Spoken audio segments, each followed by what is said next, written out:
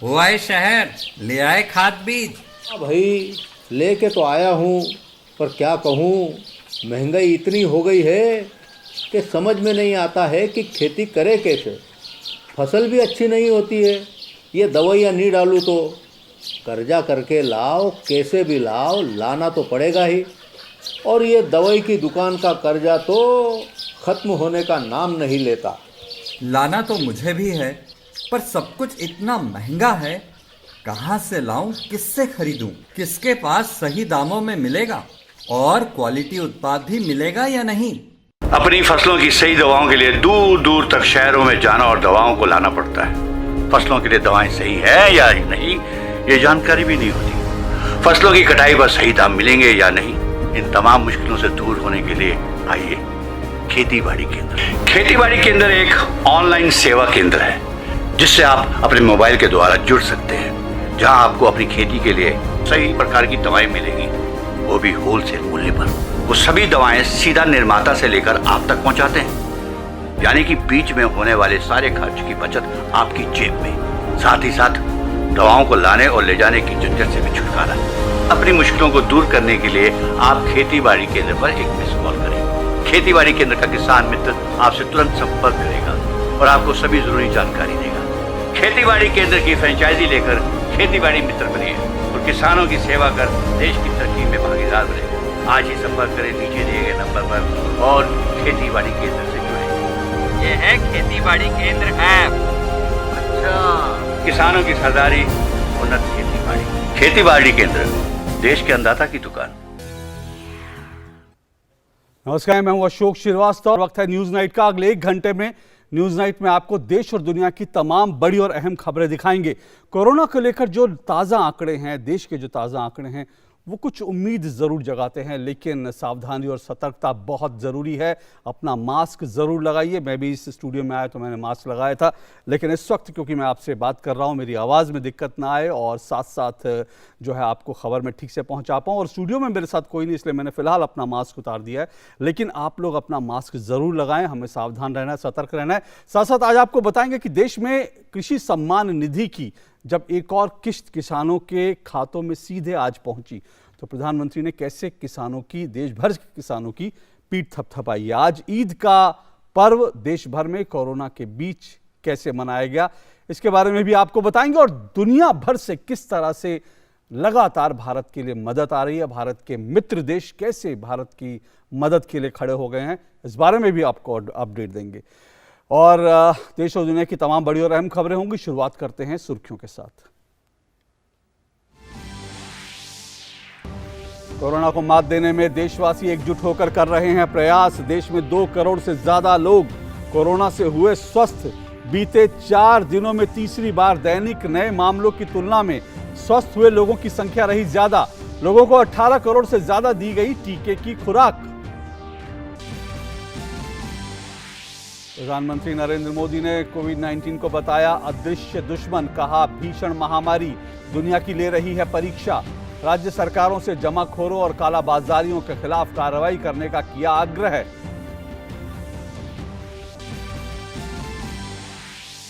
प्रधानमंत्री ने पीएम किसान योजना के तहत वित्तीय लाभ की 8वीं किस्त जारी की। पहली बार पश्चिम बंगाल के किसानों को मिला लाभ। योजना के तहत 9.5 करोड़ से ज्यादा लाभार्थी किसानों को 20 करोड़ 6,667 माफ कीजिएगा 20,667 करोड़ रुपए से ज्यादा किए गए हस्तांतरित। महामारी की दूसरी लहर से निपटने में अंतर्राष्ट्रीय सहयोग का मिलना जारी। दक्षिण कोरिया, बेल्जियम, इटली, सिंगापुर ने भेजे ऑक्सीजन टैंकर और चिकित्सा उपकरण। 20 दिनों के भीतर ऑक्सीजन एक्सप्रेस के जरिए 7,900 मीट्रिक टन ऑक्सीजन की गई आपूर्ति।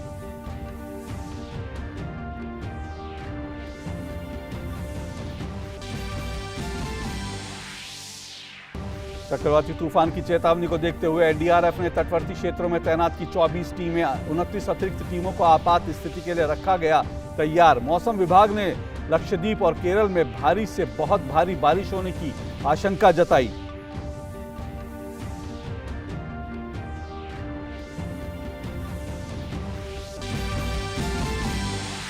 इजराइल और हमास के बीच नहीं थम रहा है संघर्ष। इजराइल ने हमास पर जोरदार हमला करते हुए 40 मिनट के भीतर दागी 450 से ज्यादा मिसाइलें। हमास के 150 से ज्यादा ठिकानों को किया टारगेट।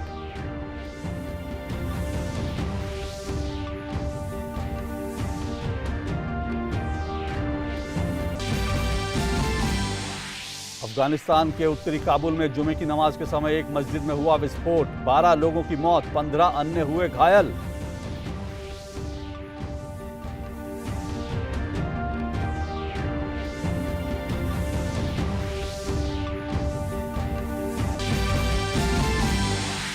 और देश भर में कोरोना प्रोटोकॉल का पालन करते हुए लोगों ने मनाया ईद का त्योहार। राष्ट्रपति, उपराष्ट्रपति और प्रधानमंत्री सहित गणमान्य लोगों ने देशवासियों को दी शुभकामनाएं।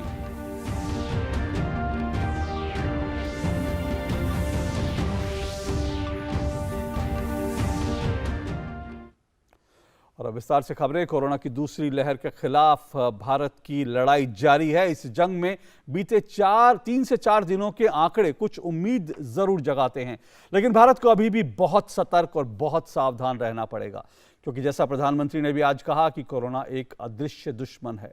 दरअसल पिछले 4 दिनों में तीसरी बार रोजाना आने वाले कोरोना के नए मामलों की तुलना में स्वस्थ होने वाले लोगों की संख्या अधिक रही है, और ये थोड़ा संतोष की बात है। इस बीच आपको यह भी बता दें कि रेलवे ने 24 अप्रैल से लेकर अब तक 7,900 मेट्रिक टन की आपूर्ति, ऑक्सीजन मेट्रिक टन की आपूर्ति देश में की है। इससे 12 राज्यों को राहत मिली है। कोरोना के खिलाफ लड़ाई में देश मजबूती के साथ खड़ा है। इसी का नतीजा है कि कोरोना को मात देने वाले लोगों की कुल संख्या 2 करोड़ के पार पहुंच गई है। राष्ट्रीय स्तर पर रिकवरी दर 83.50% है। एक दिन के भीतर 3,44,776 रिकवरी दर्ज की गई है। बीते 4 दिनों में से तीसरी बार दैनिक नए मामलों की तुलना में नई रिकवरी की संख्या अधिक रही। नई रिकवरी के 71.16% में 10 राज्यों की भागीदारी है। कोरोना महामारी से निपटने में केंद्र सरकार ने इससे जुड़े साजो सामान की खरीद को सार्वजनिक खरीद के पहले के आदेश से बाहर कर दिया है। इससे लोगों को काफी सहूलियत होगी। यह आदेश 30 सितंबर तक लागू रहेगा। कोरोना के खिलाफ लड़ाई में स्वास्थ्य के बुनियादी ढांचे को तेजी से मजबूत किया गया है। इसमें सबसे बड़ी सफलता लिक्विड मेडिकल ऑक्सीजन को एक जगह से दूसरी जगह पहुंचाने में मिली है। ऑक्सीजन ट्रेन के जरिए चिकित्सा के काम आने वाली ऑक्सीजन को जरूरत के हिसाब से देश के हर एक कोने में पहुंचाया जा रहा है। शुक्रवार को टाटानगर से दिल्ली को ऑक्सीजन एक्सप्रेस के जरिए 120 मीट्रिक टन ऑक्सीजन प्राप्त हुई। वहीं बोकारो से 9वीं ऑक्सीजन एक्सप्रेस बरेली पहुंच गई। इसमें 3 टैंकर के जरिए 49.64 टन ऑक्सीजन पहुंचाएगी। यह ऑक्सीजन बरेली, शाहजहांपुर, मुरादाबाद सप्लाई की जाएगी। जनसंख्या के लिहाज से देश के सबसे बड़े राज्य उत्तर प्रदेश में ऑक्सीजन सप्लाई को लगातार बढ़ाया जा रहा है। प्रदेश में 377 अस्पतालों में ऑक्सीजन प्लांट लगाने का कार्य तेजी से चल रहा है। राष्ट्रीय राजधानी दिल्ली में कोरोना से संक्रमण की दर 12% रह गई है। दिल्ली में अब काफी कम लोग बीमार पड़ रहे हैं। मरीजों के कम होने के साथ ही अस्पताल में बेड खाली हो रहे हैं, लेकिन अभी भी गंभीर मरीजों की संख्या में कमी नहीं आई है और अभी भी दिल्ली के अस्पतालों में लगभग आईसीयू बेड भरे हुए हैं। इस बीच भाजपा ने दिल्ली की ऑक्सीजन भंडारण क्षमता पर मुख्यमंत्री अरविंद केजरीवाल के रवैये पर निशाना साधा है।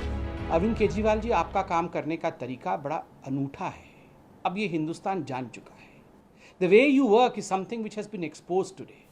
पहले हाहाकार मचाओ, बिल्कुल परिस्थिति खराब थी दिल्ली में, मगर आपने कोई व्यवस्था नहीं की, केवल हाहाकार मचाया कि देखो मुझे मोदी जी कुछ नहीं दे रहे हैं, देखो हमें हरियाणा वाले बदमाशी कर रहे हैं, देखो हमारे साथ बाकी जो राज्य हैं यूपी वाले हमारे साथ बदमाशी कर रहे हैं, हमारे को ऑक्सीजन कोई नहीं दे रहा है। ऑक्सीजन दिया गया तो आपने कहा हैंड्स अप, हमारे पास तो स्टोरेज स्पेस नहीं है, हम तो हाथ खड़े कर देंगे, अब हम कुछ नहीं कर सकते जी, आप अपना ऑक्सीजन अपने पास रखें। कोरोना रोकथाम के प्रयास अब गांव के स्तर पर भी शुरू कर दिए गए हैं। कई राज्य सरकारों ने गांव में टेस्टिंग, ट्रेटिंग और ट्रेसिंग की नीति को कड़ाई से लागू करना शुरू कर दिया है। हरियाणा के गाँव में कोविड केयर सेंटर भी बनाया गया है। सभी गाँव में हम कोरोना केयर सेंटर बना रहे हैं। वहाँ पर बाकायदा टीम बैठेगी। 5 लोगों की टीम बनाई है जो घर घर जाएगी और जनरल चेकअप करेगी। अगर किसी में कोरोना के सिम्टम पाए जाते हैं तो उसका बाकायदा टेस्ट किया जाएगा और फिर जैसी उसकी बीमारी होगी उस हिसाब से उसका उपचार कराया जाएगा। कोविड-19 से बचाने और उससे लड़ने की पूरी कोशिश की जा रही है। इस बीच फंगस से पैदा होने वाला एक और खतरा सामने आया है। इसे म्यूकरमाइकोसिस कहा जाता है, जो एक फंगल संक्रमण है। कुछ कोविड-19 मरीजों में बीमारी से ठीक होने के दौरान या बाद में पाया जा रहा है। इसकी रोकथाम के लिए भी सरकार अपने स्तर पर प्रयास कर रही है। लोगों को मेरा आह्वान है कि इसमें कभी लंग्स अफेक्ट हो जाती है, कभी आंखें जाती है। बहुत लोगों के आंखें गई है और एक फंगस है, तो तुरंत केवल निगेटिव हो गया ऐसा समझकर सिक्योर्ड हो गया ऐसा नहीं समझना चाहिए। थोड़ा भी कोई तकलीफ होती है, आंखों में कोई खुजली आती है और कहीं होती है, तो तुरंत डॉक्टर के पास जाकर इस फंगस की भी ट्रीटमेंट लेनी चाहिए, नहीं तो ये बहुत महंगा पड़ेगा और इसकी चिंता सबने करनी चाहिए।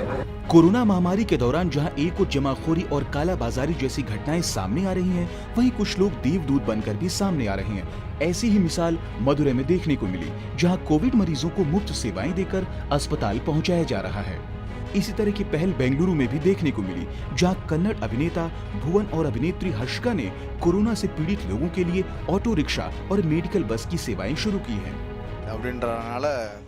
कोरोना की दूसरी लहर के दौरान संक्रमण तेजी से फैल गया है और बुरी तरह से लोग प्रभावित हो रहे हैं। इस समय जरूरतमंद लोगों की किसी भी तरीके से मदद करना है। मेरे पास ऑटो है और जिस किसी को भी ऑटो की जरूरत है, मैं उन्हें मुफ्त में सेवा प्रदान करूंगा। इस समय कई कोविड से संक्रमित रोगी अपने परिवार से दूर रहते हैं। ऐसे में मैंने सोचा कि मुझे इनकी कुछ न कुछ मदद करनी चाहिए। ऐसा हमें महसूस होता है कि इस समय उनकी अपेक्षाओं से कहीं अधिक हमें उनकी मदद करनी चाहिए। It has to be like this cohesive effort of the government and its NGOs and many volunteers who are coming forward. Today it's been another day where film actor and actress they have formed an NGO, and through that NGO they have started primarily in 2 buses and few rickshaws.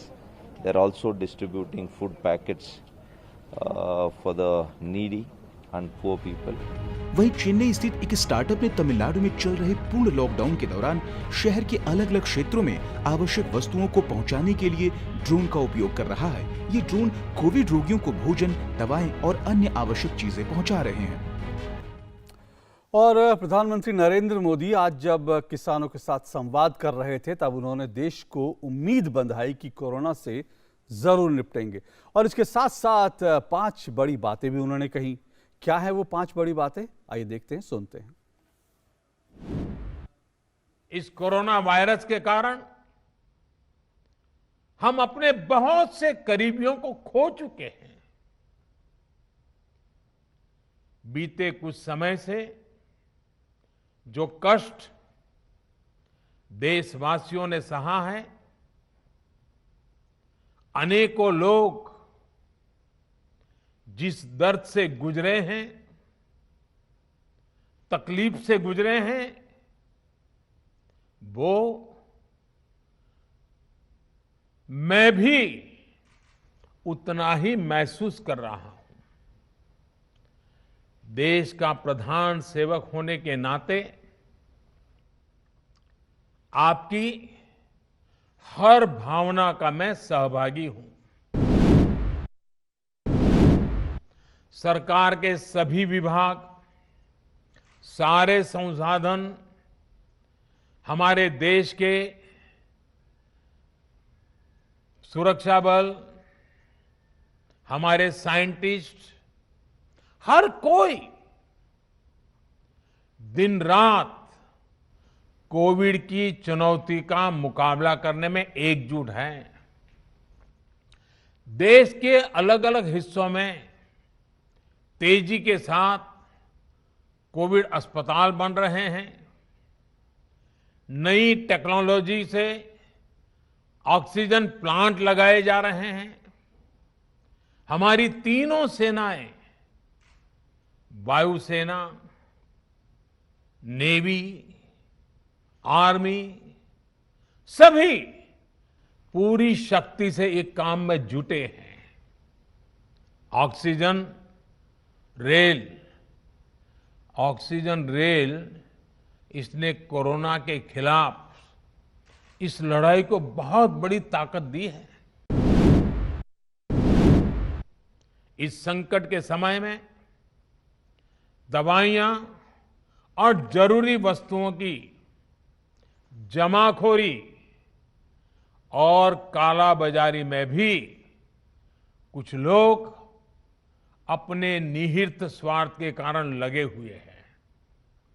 मैं राज्य सरकारों से आग्रह करूंगा कि ऐसे लोगों पर कठोर से कठोर कार्रवाई की जाए। ये मानवता के खिलाफ का कृत्य है। भारत हिम्मत हारने वाला देश नहीं है।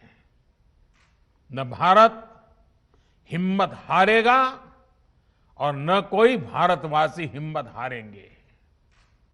हम लड़ेंगे और जीतेंगे।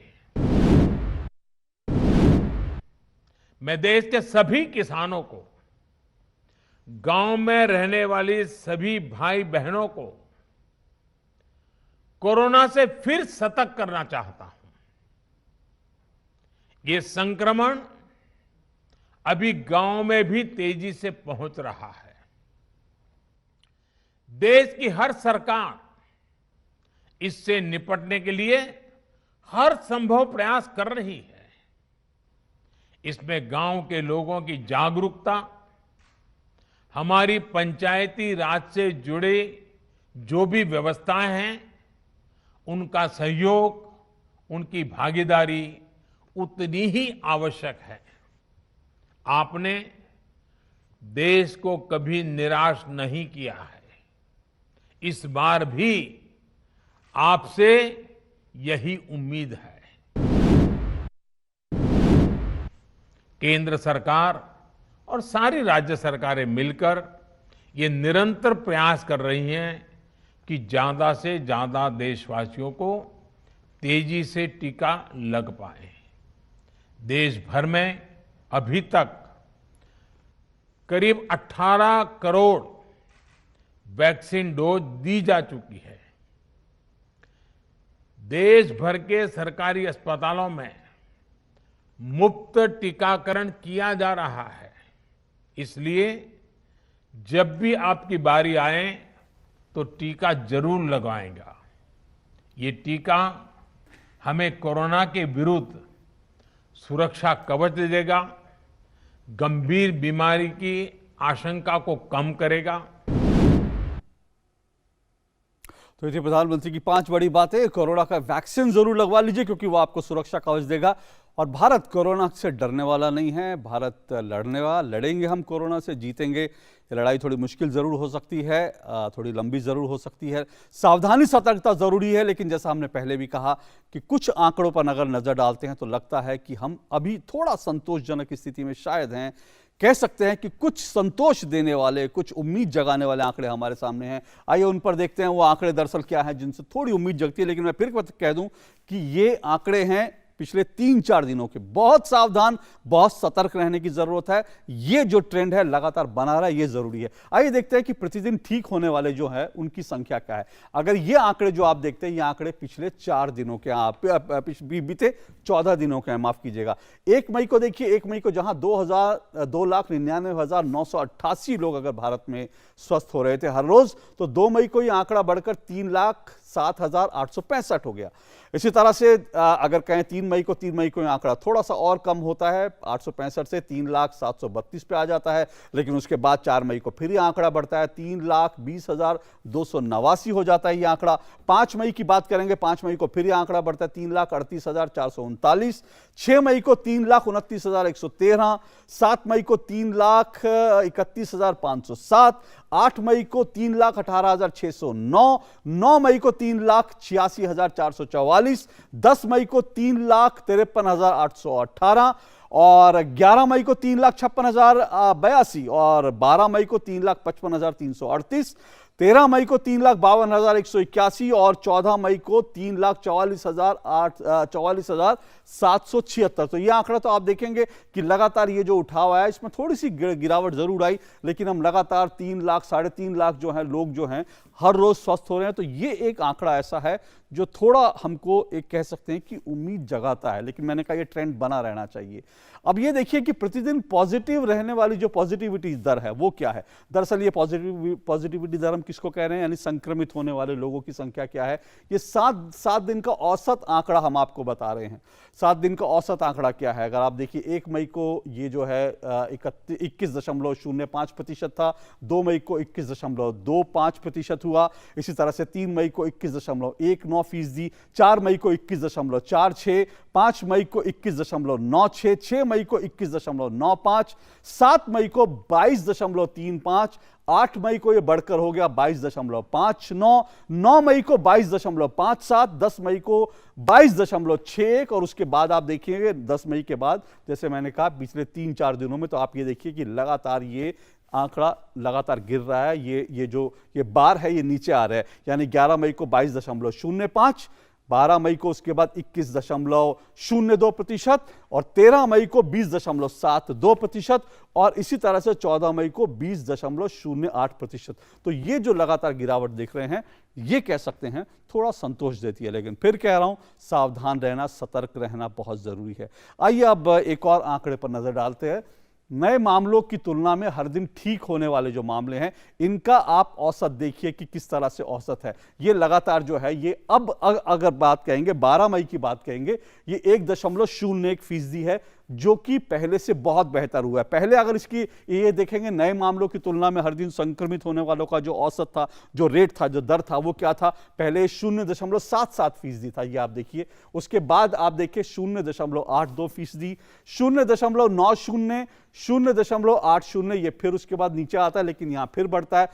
ये हम बात कर रहे हैं 6 मई की, 6 मई को 0.79, उसके बाद आप अगर 8 मई के आसपास आएंगे, 8 मई नहीं, ये मैं 6 मई की अगर बात 6-7 मई के आसपास जो है 0.96, 8 मई को ये 1.08 और उसके बाद 10 मई, 12 मई, हर 2 दिन के बाद देखिए किस तरह से 1.08, 1.02, 1.01। तो ये 1 से ऊपर जो है ये दर लगातार बनी हुई है, कब से, 8 और 9 मई के बाद से। तो ये भी एक आंकड़ा जो है ये थोड़ा सा हमको उम्मीद जगाता है। तो ये कुल मिलाकर ये आंकड़े ऐसे हैं जो थोड़ा सा सुकून देते हैं, लेकिन मैं फिर कह रहा हूं कि बहुत सावधान सतर्क रहना है, क्योंकि अभी जो है हमको ये नहीं सोचना कि हम रिकवर हो रहे हैं, ये नहीं सोचना कि हम ठीक हो रहे हैं, ये नहीं सोचना कि कोरोना से लड़ाई हम जीत गए हैं। अभी ये सिर्फ एक ट्रेंड है, हो सकता है ये ट्रेंड बना रहे, और बना रहे उसके लिए हमें भी लगातार सतर्क रहना है। खतरे अभी बहुत हैं, उन खतरों पर भी बात करेंगे, साथ साथ उम्मीद जगाने वाले इन आंकड़ों पर भी बात करेंगे, लेकिन इस छोटे से ब्रेक के बाद।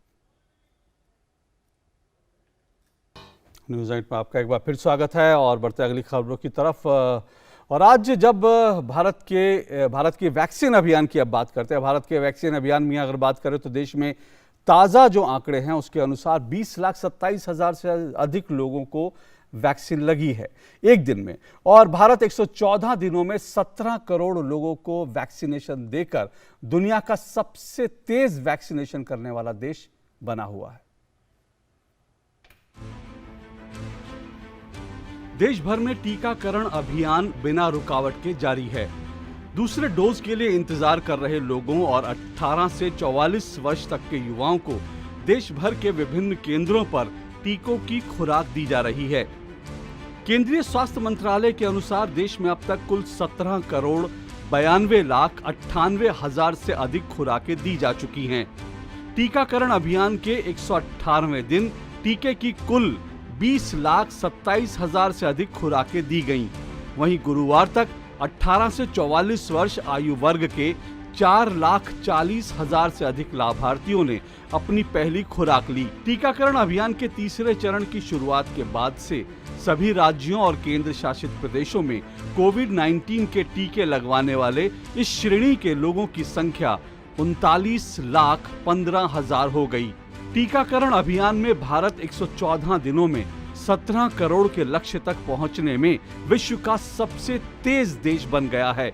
जबकि अमेरिका को इतने ही टीके लगाने में 115 दिन लगे और चीन को इतनी ही मात्रा में खुराक देने में 119 दिन लगे। कोरोना वायरस के खिलाफ जंग में अब भारत को तीसरी वैक्सीन भी उपलब्ध हो चुकी है।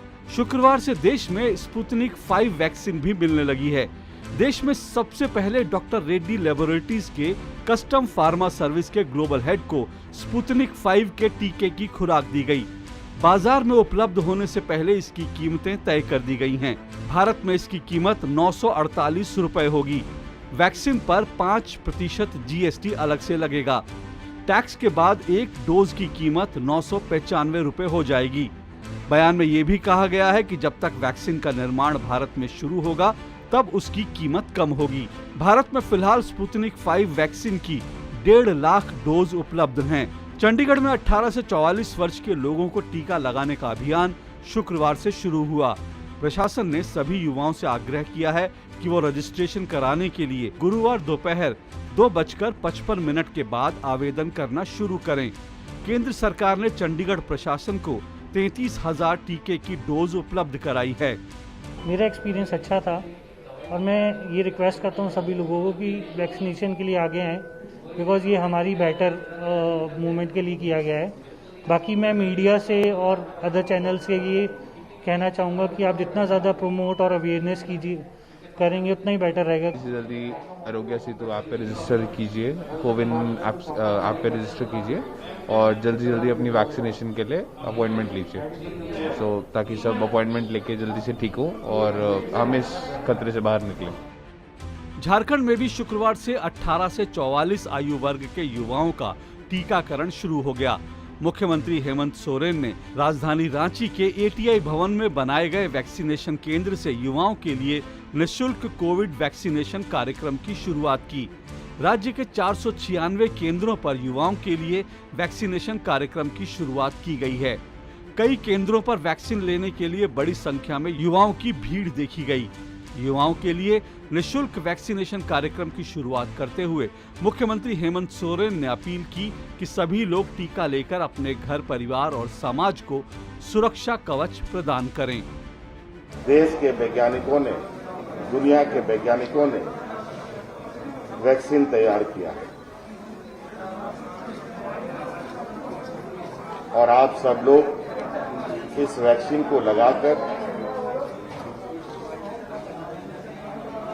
अपने लिए, पूरे परिवार के लिए सुरक्षा कवच के रूप में देख सकते हैं। उत्तर प्रदेश में सोमवार से कुछ अन्य जिलों में वैक्सीनेशन कार्यक्रम की शुरुआत की जाएगी। प्रदेश में अब तक 1,13,82,604 लोगों को वैक्सीन की पहली डोज दी जा चुकी है और अब तक 30,54,258 लोगों को वैक्सीन की दूसरी डोज भी दी जा चुकी है। इस प्रकार कुल मिलाकर 1,44,36,862 डोजेज एडमिनिस्टर की जा चुकी हैं, जिनमें 18 से 44 आयु वर्ग के भी 3,15,532 व्यक्ति सम्मिलित हैं। जो 5 मंडलीय मुख्यालय अभी तक छूटे हुए थे, उनमें भी सोमवार से 18 से 44 वर्ष के लोगों के टीकाकरण का कार्य प्रारंभ हो जाएगा, जो कि मिर्जापुर, बांदा, गोंडा, आजमगढ़ और बस्ती हैं। तो इस प्रकार सोमवार से 23 जनपदों में टीकाकरण का कार्य 18 से 44 वर्ष के लोगों का प्रारंभ हो जाएगा। इस बीच जम्मू और कश्मीर में लोगों ने टीकाकरण के लिए स्लॉट लेने की कोशिश की और यहां तक कि कुछ लोग टीकाकरण के लिए निर्धारित केंद्र पर पहुंचे, लेकिन टीके की कमी के कारण उन्हें निराशा का सामना करना पड़ा, क्योंकि वैक्सीन की आपूर्ति की कमी के कारण कई टीकाकरण केंद्रों को बंद कर दिया गया था। आज के दिन का जो स्लॉट था वो बुक किया था मैंने, जो कि ऑनलाइन है मेरे पास, बट जैसे ही मैं यहाँ पे पहुंचा तो यहाँ पे सर देखिए गेट यहाँ पे क्लोज है और यहाँ पे इन्होंने नोटिस लगा दिया है कि due to lack of Covaxin. Slot भी हमने बुक कराने की कोशिश की है, लेकिन इधर कोई स्लॉट नहीं बुक हो रहा है। तो हम तो मास्क, हैंड सैनिटाइजर वगैरह सारा कुछ यूज़ कर रहे हैं, लेकिन हम सबसे बड़ी संजीवनी जो बचने के लिए यही है कि वैक्सीनेशन है। लेकिन सरकार के पास है ही नहीं है कुछ भी। के पास वैक्सीनेशन खत्म हो चुकी है कम्प्लीटली, तो जिसकी वजह से बहुत प्रॉब्लम क्रिएट हो रही है। संक्रमण के जोखिम को कम करने के लिए हरियाणा और महाराष्ट्र सहित कई राज्यों में टीकाकरण केंद्रों में अभियान जारी है। मुंबई के अधिकांश केंद्र जहां सिर्फ 45 वर्षों से अधिक उम्र के लोगों को दूसरी खुराक दे रहे हैं, वहीं गुरुग्राम में भी टीकाकरण के केंद्र पर काफी भीड़ देखी गई। ये वैक्सीन जल्दी से जल्दी लोगों तक पहुंचना चाहिए, क्योंकि तीसरी लहर जो आ रही है उसका भी मुकाबला करना है। राज्यों और केंद्र शासित प्रदेशों को 16 मई से 31 मई तक कोविड-19 रोधी टीकों कोविशील्ड और कोवैक्सीन की कुल 191.99 लाख खुराक निःशुल्क दी जाएगी। केंद्रीय स्वास्थ्य मंत्रालय के मुताबिक सभी राज्यों और केंद्र शासित प्रदेशों को टीकों के आवंटन के बारे में पहले ही बता दिया जाएगा, ताकि आवंटित टीकों का तार्किक और उचित इस्तेमाल किया जा सके, साथ ही टीके की बर्बादी कम से कम हो।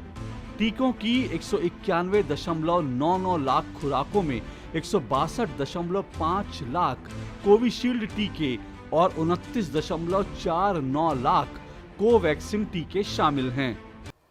और कोरोना की दूसरी लहर के खिलाफ भारत की लड़ाई में दुनिया भर में भारत के मित्र देश लगातार मदद कर रहे हैं।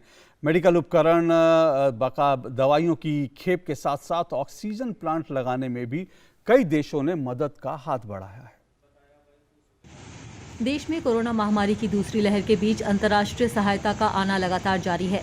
इसी कड़ी में शुक्रवार को यूरोपीय संघ के सहयोगियों से मदद मिली है। जर्मनी से 223 वेंटिलेटर, रेमडेसिविर की 25,000 शीशियां और अन्य चिकित्सा उपकरणों की खेप नई दिल्ली पहुंची। इसके अलावा नीदरलैंड से रेमडेसिविर की 30,000 शीशियां और पुर्तगाल से रेमडेसिविर की 5,500 शीशियां पहुंची। यूरोपीय संघ के सहयोगियों ने एक विमान के जरिए ये सारी सहायता भेजी है।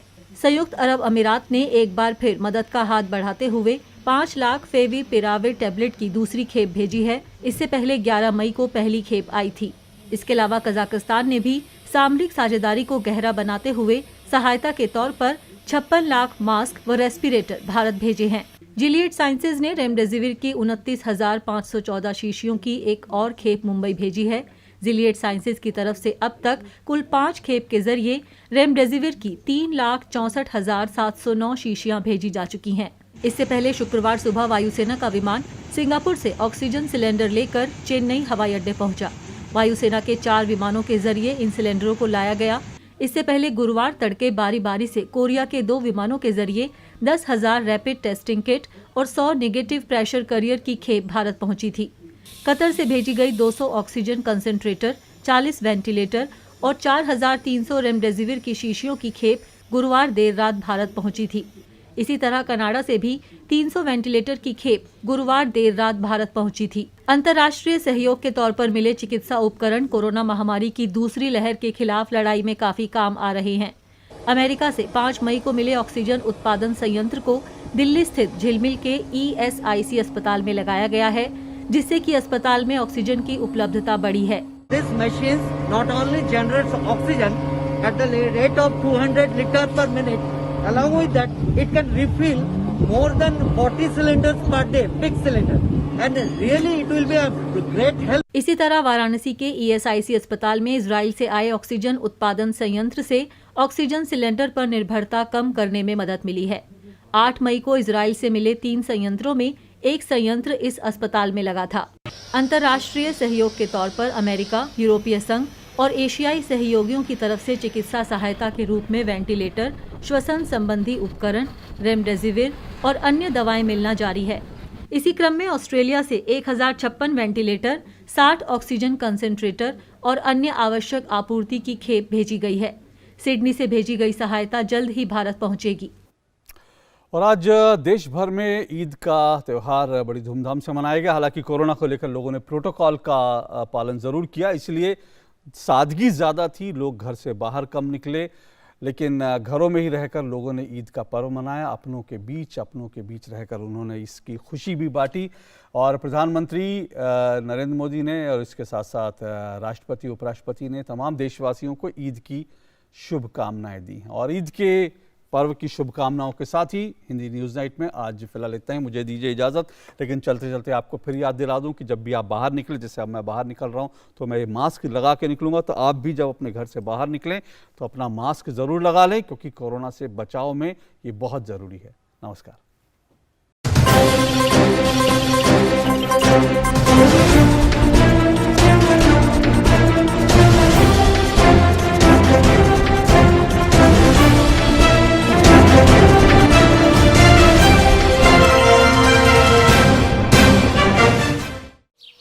ओ काका, हुआ है शहर, ले आए खाद बीज? भाई लेके तो आया हूँ, पर क्या कहूँ, महंगाई इतनी हो गई है कि समझ में नहीं आता है कि खेती करे कैसे। फसल भी अच्छी नहीं होती है, ये दवाइयाँ नहीं डालूँ तो कर्जा करके लाओ, कैसे भी लाओ, लाना तो पड़ेगा ही। और ये दवाई की दुकान का कर्जा तो ख़त्म होने का नाम नहीं लेता। लाना तो मुझे भी है, पर सब कुछ इतना महंगा है, कहाँ से लाऊं, किससे खरीदूं, किसके पास सही दामों में मिलेगा और क्वालिटी उत्पाद भी मिलेगा या नहीं।